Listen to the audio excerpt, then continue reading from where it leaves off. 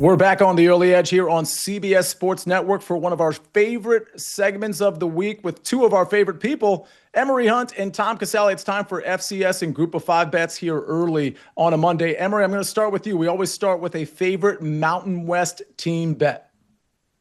I look at San Diego State and how the Aztecs are playing defense. They look phenomenal on that side of the football. Trey White, outstanding pass rusher, does a great job on both ends of defense.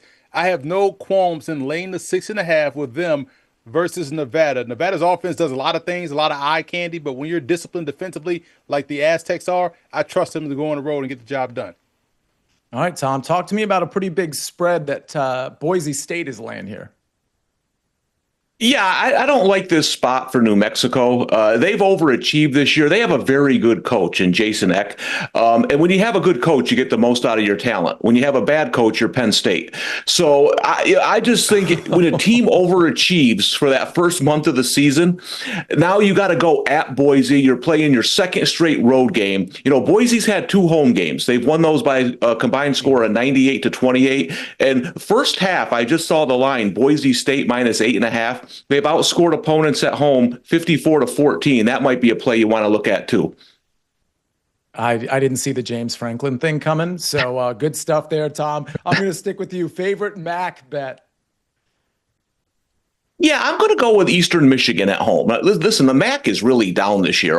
Miami might win it, and this isn't even a great Miami team. So you're looking at 2 bad teams here. My problem with Northern Illinois right now is that they can't score. They're averaging 9 points over their last 4 games. So it's hard to go on the road and win when you're going to score about 10 to 13 points. Eastern Michigan, they're not a great favorite, but this isn't a big line. I look at them on the money line. Give me Eastern Michigan at home. Emory, another team that's not very good historically, and certainly this year, Kent State, perhaps. Talk to me about taking UMass here on the points. I thought you were about to say UMass historically hadn't been good because that answer works for both squads, right? It's funny because I was just talking with Brandon London, who played at UMass, who played for the New York Giants. But it's like, man, whatever happened to UMass? And he was like, hey, ever since they moved to FBS, it just hadn't been good. But in this ball game, I do like them plus 2.5 against Kent State. I've gone to a couple of UMass games and scouted some talent up there. I like how they're built along both sides of the line of scrimmage. I think that will be the key here for them to knock out Kent State plus 2.5. Give me the Minutemen. All right, Emory, let's go to maybe another game or a bet you're eyeing in the FCS or Group of 5 department. Louisiana Tech minus 6.5 against Kennesaw State. This is going to be a fantastic matchup. Louisiana Tech quietly is one of the best teams, if not the best team, in my opinion, in Conference USA. And they're playing really good football, especially in what we've seen from them defensively. That carried over from last year. And shout out to Kennesaw State. Jerry Mack, one of my guys, is a head football coach over there, completely turned around that program. But this is a tough matchup versus who I think is the best team in that conference. So I'm going to lay the 6.5 with the Bulldogs. All right, we're laying 6.5 here, and we're laying 14. Old Dominion, Tom, talk to me. Yeah, well, I had to talk about this game. This is a Tom Casale special. I got Old Dominion to win the Sun Belt. I got under Marshall 5.5 wins, so I can't afford any upsets here. You look at this Old Dominion team, 1 loss at Indiana by 13 points. This is a team we talked about this summer with quarterback Colton Joseph. They've scored at least 40 points in 3 of their last 4. I just think they're too good offensively. I think they roll at Marshall. Tom, you talked about upsets. Let's go there. G5 or FCS team that you think can pull off the outright win? Well, you know, if I get a chance to talk about Air Force quarterback Liam Zarka, I'm going to do it, see ya. Listen, we got a tip on him this summer. He's even better than I thought he was going to be. I mean, he's an amazing quarterback right now for Air Force. The problem with Air Force is they can't stop anybody. But I see this UNLV Air Force game back and forth, one of those high-scoring, entertaining games. I think it's going to be close in the fourth quarter. Air Force will have a chance to steal a win here if they can get at least 1 stop on defense. Emory, credit to you, because I know in that Air Force Navy game, we talked about it last Monday, you liked the points in that game, and that absolutely exploded. It came in super easily. The game you're eyeing actually does involve this week Navy again.